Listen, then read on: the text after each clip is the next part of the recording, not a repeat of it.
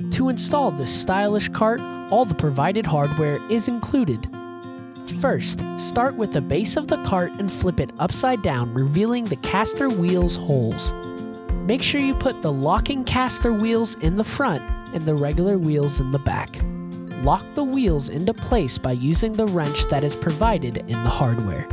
Next, use a blanket or soft fabric and lay it on the ground, followed by the tabletop. Use the provided hardware and Allen key to install the hydraulic pole to the tabletop.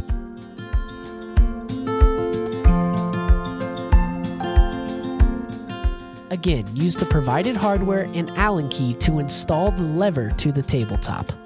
Once both are installed, grab the base of the cart and line it up with the 3 holes on the base of the pole.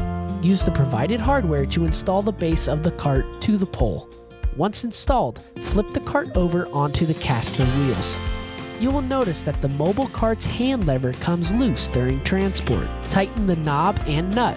Once tightened, squeeze the lever and your mobile cart will adjust up and down.